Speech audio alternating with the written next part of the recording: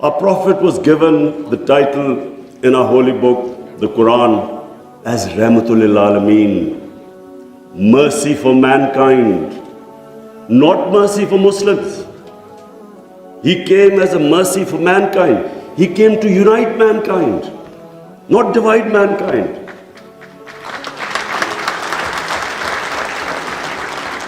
Allah for Muslims is Rabbul Alameen, not Rabbul Muslimeen. We do not understand, we Muslims don't understand the great mission our Prophet came in this world for, to unite humanity. The Charter of Medina was signed with Jews, with Christians, with Sabians, and with pagans. All became part of a human community. We don't even realize that in 10 years which the Prophet came to Medina and then he left this world, people think that it was, through conquest and through the sword. Hardly anyone knows that in these 10 years, there were only about 1,200 people who were killed in battles. In these 10 years, 1,200 people died and Islam spread all over Arabia. So it was a revolution of ideas. He created a new system. So the state of Medina, he created the best rule of law. The basis of a civilized society is rule of law. His saying that even if my daughter commits a crime, she will be punished. No one is above law. His saying that many nations before you have been destroyed, where the powerful crooks were exempted, were given immunity, and poor crooks were put into jail. If you look at the world right now, Excellencies, I can tell you, just look at all the poor countries. Look at the countries which have poverty. There will be one thing in common. They cannot catch the white-collar criminals. They only end up putting petty criminals in jail. This is the biggest problem which our Prophet, peace be upon him, predicted almost 1,500 years ago. The developing world is poor not because they lack resources, because they cannot put the powerful criminals in jail. There's a fact-eye panel report by Secretary General of the United Nations.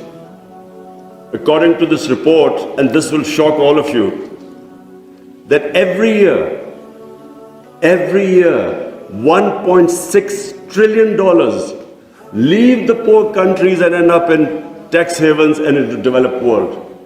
$1.6 trillion according to the fact-eye panel report of the UN Secretary General. Just imagine what is going on. Poor countries are being robbed simply because we cannot put the powerful criminals in jail. We cannot bring them under the rule of law. This is what our Prophet predicted. And this was the state of Medina where he set up this system of rule of law, no one above. And two of the first four Khalifas, two of the first four heads of state of Medina ended up in court of law. And one of the most revered and respected figures of Islam, who was the fourth Khalifa, he loses a case against a Jewish citizen because the judge refused to accept the testimony of his son. This was the justice system there, which laid the foundation of this great civilization. So what does it show? Number one,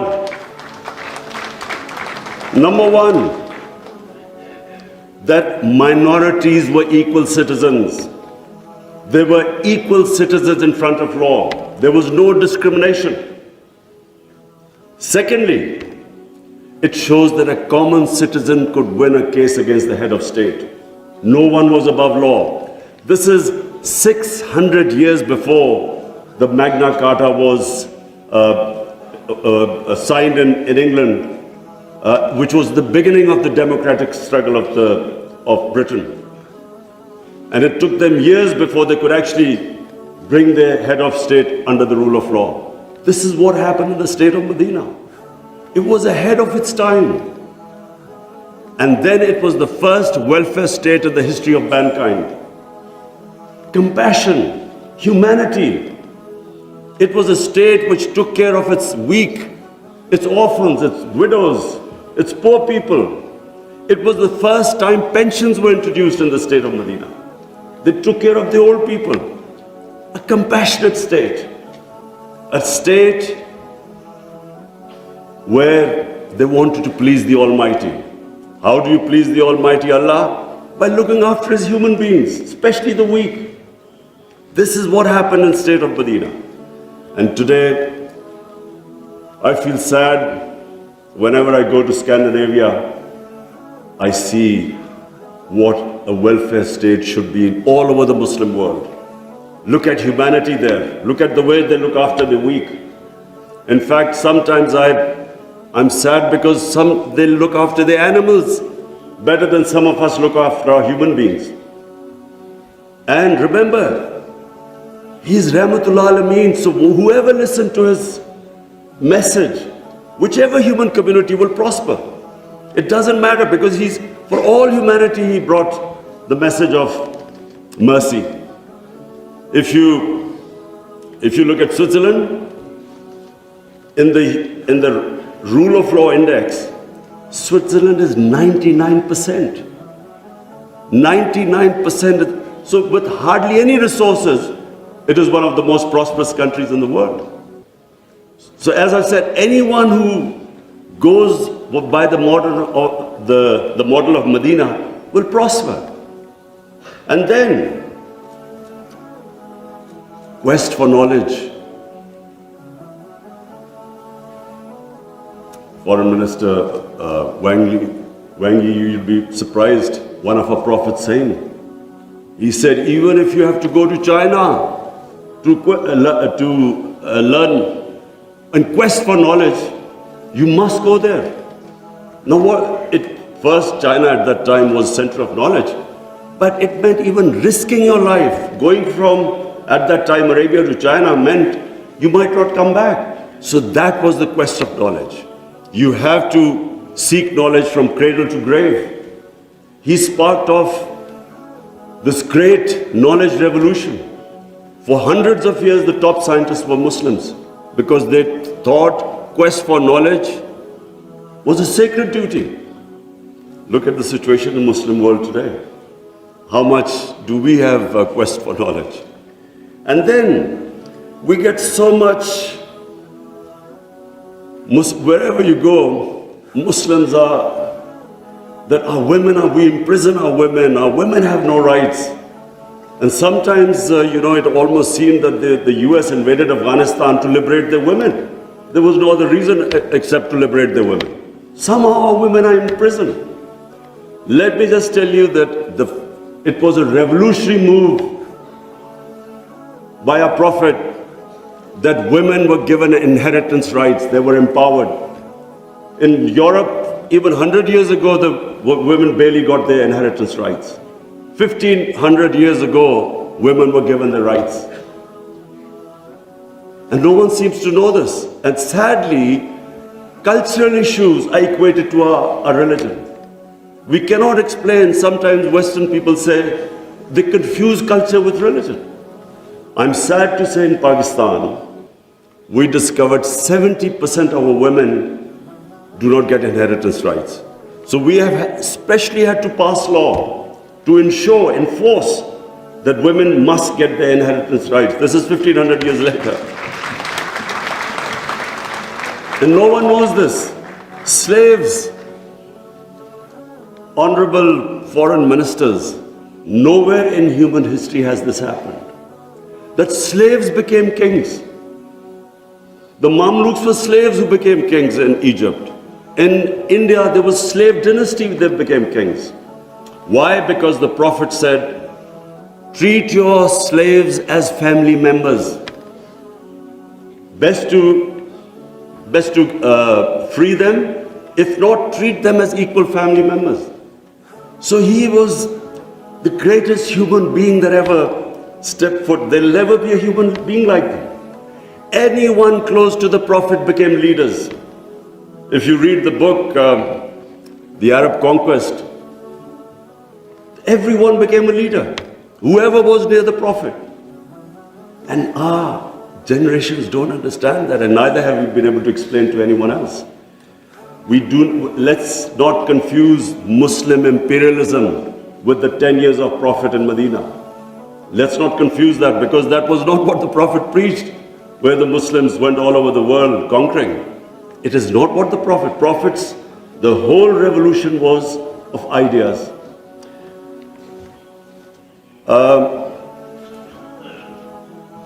Honorable Foreign Ministers, one of the ideas of OIC is to protect Islamic values. So now I will say something which is completely different. I believe that Islamic values never have been so much under threat as they are right now. And I bring this to this August assembly because when I became the Prime Minister, I asked the police chief, asked him what the crime chart. I was amazed to note that sex crime, child abuse and rape is the fastest growing crime in this country. So we did further investigation. We discovered that the mobile phone, the sort of pornographic material available on the mobile phone to children, this has never happened in human history. So the material available is causing havoc in our society without us knowing. Parents don't know what's happening when the child goes into his room or something. They don't know what he's watching on his mobile phone. It is very important that this August forum, we should plan how to combat this, because it is already having a huge impact. We have a rise in divorces. We all know that the more vulgarity, the more a society gets permissive, it has a direct impact on the family system. One of the most important things about Islam is that our religion protects the family system.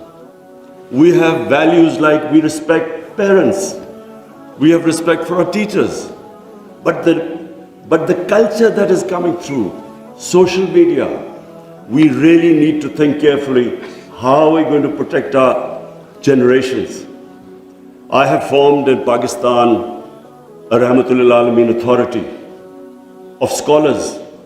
The whole purpose is, how are we going to give an alternate point of view to our children? Cartoons, how do we, because children get influenced from that age onwards, how do we strengthen our children against this unpredictable social media revolution? How do we know where it is going?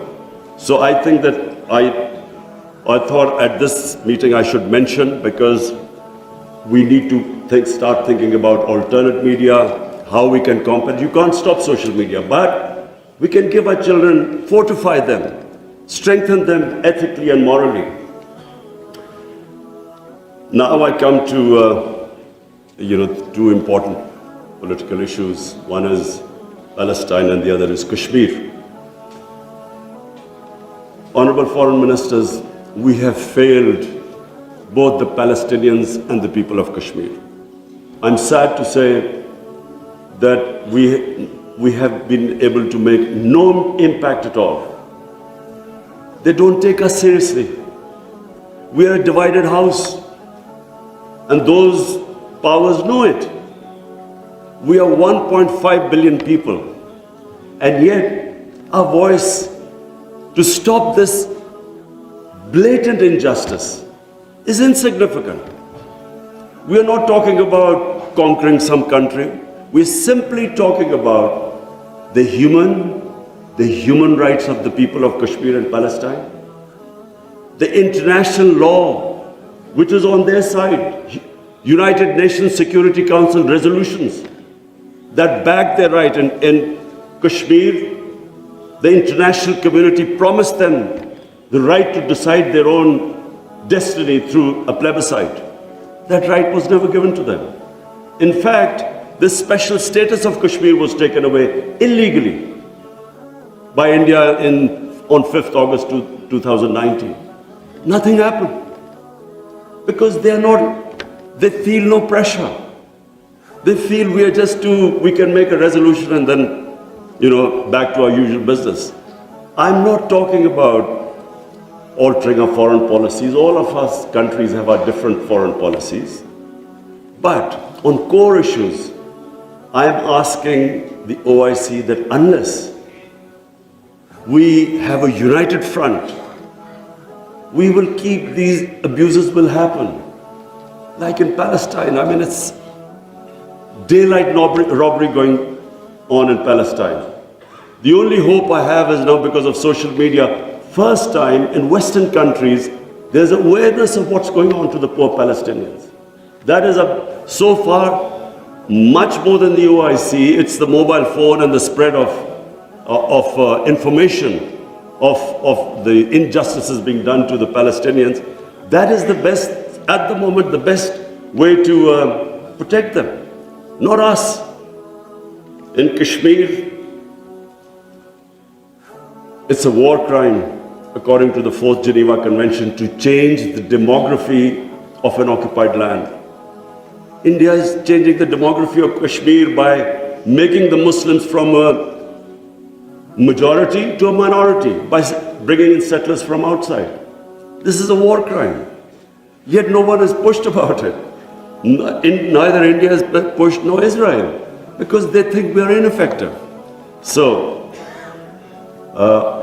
honorable foreign ministers, let me just say that the way the world is headed, I'm afraid it's headed the wrong way. There's a Cold War almost started. There is a chance of world being divided into blocks. We 1.5 billion people, unless we are united, unless we take a united stand, we'll be nowhere. As what I'm scared to say where the future is headed right now. Before I come to Ukraine, I just want to talk about Afghanistan. It is extremely important that we stabilize Afghanistan. After 40 years, and no nation has suffered as the people of Afghanistan. 40 years of conflict. Finally, there is no conflict going on. The only danger now to Afghanistan is that through the sanctions and non-recognition, they might end up having a humanitarian crisis. Already the people are falling below the poverty line. Already there's a brain drain going on. So it's extremely important that we help the people of Afghanistan.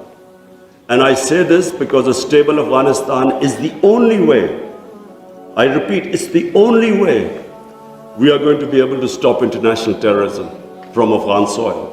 No other country is going to be able to do it. Let's not be delusional that some other country will come in and sort of through drones or something fight terrorism. It's not going to happen. The only hope is a stable Afghanistan government that can take care of international terrorism. I want to add a word of caution. Anyone who knows the Afghan character should be cautioned that please do not push the people of Afghanistan to do things where they feel that their sovereignty is being threatened. There are very proud, independent-minded people. They have always fought for their sovereignty for hundreds of years. They do not like the idea that someone is dictating to them. So I would caution that let's help them, let's encourage them, let's get them involved in the international community. And I believe that the people of Afghanistan are strong enough to evolve and go in the right direction. But please let's remember that the Afghan character does not like outside interference. And finally, I come to Ukraine. I'm, like I think everyone here and the rest of the world, we're all worried about what's going on there. May I suggest that the OIC, during its discussions, the foreign ministers, we should think about how we, represent 1.5 billion people, how we can mediate, how we can bring about a ceasefire, how we can try and put an end to the conflict. I'm going to meet His Excellency Wang Yi after this, and I want to discuss how maybe OIC along with China, how we can all step in and try to stop this conflict, which is going to have, if it keeps going the way it is, it will have great consequences for the rest of the world. I have already, as the head of the government here, I can tell you that we're already suffering. Oil prices have gone up, gas prices have shot up, wheat prices have gone up because of this war. And if this keeps continuing, this is only going to get worse. So therefore, we should, all the countries which are non-partisan, we are in a special position to be able to influence this conflict. So as I said, I would want the foreign minister, Shah Mahmood Qureshi, please discuss with the other foreign ministers, and I will discuss with His Excellency, the Chinese Foreign Minister, how we can all as a bloc, OIC and China, how we can influence the events in Ukraine and stop this and have some ceasefire and resolve this conflict. Lastly, Honorable Foreign Ministers, let me again say what a pleasure it was to welcome you to my beautiful country. I want to end by saying, again, I repeat that the world is moving in a direction which is sadly worrisome for all of us. In bloc politics, in Cold War, and this 1.5 billion people we keep underestimating the strength we have. Somehow we lack self-belief. As a sportsman, I can tell you that a team that has self-belief will defeat a team that is far more talented but doesn't have self-belief. We don't have self-belief. We somehow look to others to help us and get justice. But where the world is headed, it is extremely important that we get united and on certain core issues take a stand. And let's not be dragged into this, into blocks, into the conflicts. We should stay as a bloc and show our power in bringing about peace rather than becoming part of some conflict. Thank you very much.